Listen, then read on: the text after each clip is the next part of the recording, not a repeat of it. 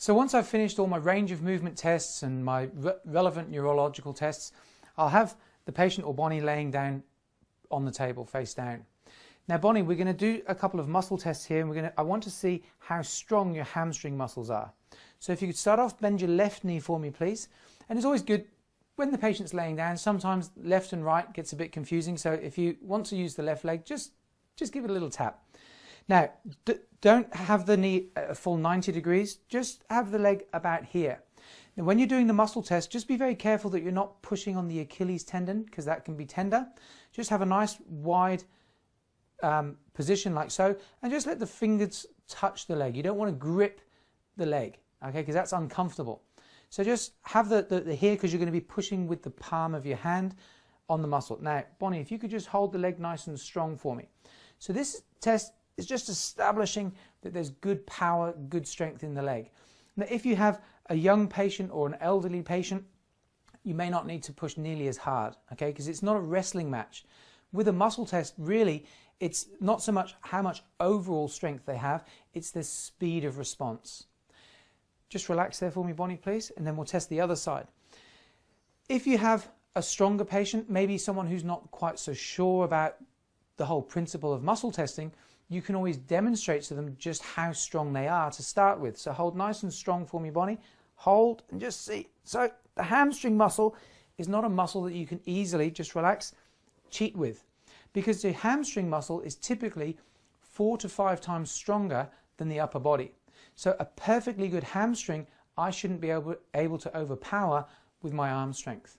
So I like to start with the hamstrings. I like to use the hamstrings to test the nerves all the way up through the whole spinal cord. So Bonnie, what we're going to do now is we're going to try and locate where the stress is coming from that may be affecting your health. So what we're going to do, just with very light fingertip pressure, I'm going to isolate each nerve as it comes off the spinal cord and goes into your body. Now, if we come across a problem, you may find that the muscle goes weaker. So if you could bend the knee for me there, please. Hold nice and strong.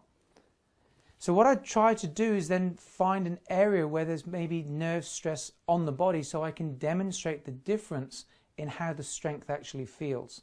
So hold nice and strong for me, Bonnie, please. Good. So then we'll start off with the coccyx nerve on the left, the coccyx nerve on the right, the sacral nerve on the left, the sacral nerve on the right. Okay, so here we can demonstrate a weakness. Okay, now how does that feel, Bonnie? No strength at all. No strength at all. Now, let me explain how that test works, because you see, for a lot of people, it will be the first time they've experienced something like this, and they're thinking, gee, what happened? What are they doing? Is it a trick? Is it, smokes and mirrors? Now, Bonnie, imagine you're having a conversation with somebody and someone else comes and puts their hand on your shoulder. Now, typically, you can continue that conversation and be aware there's somebody there, yes? Mm-hmm. So always ask the patient if they understand. Yeah, of course, that makes sense. Now, Bonnie, imagine you've got a nice fresh bruise on the shoulder here. You're having a conversation, someone comes and puts their hand on the shoulder. Automatically, you're going to turn, kick, punch, scream. You're going to do whatever you can to protect yourself. Sometimes even just before they touch it. Have you ever had that happen before? No, but I know what you mean. You know what I mean? Okay. So exactly the same principle. If I were to put pressure here and there was a bruise, you would stop what you're doing and you'd focus on trying to protect yourself. When I put pressure here on the sacral nerve, exactly the same reflex is in play. And your reflexes overpower what you're consciously trying to do here, because it's more important for your body to protect you than it is to show off how strong your leg is. Mm-hmm. So once you've established how the test works and it makes sense, then you can start going into exactly what that nerve may be affecting. So as I go through the body, wherever I find a weakness, I'll then explain where that nerve travels to and what kind of things it may influence. So let's start from the beginning, and we'll go through each nerve in turn, right the way up through the spinal cord. So again, doing the muscle test, we check to make sure the muscle's nice and strong to begin with, and we can use either leg. It doesn't have to always be the same side, so that allows the patient to relax. One other thing, just beware if the patient has a tendency to go into a cramp.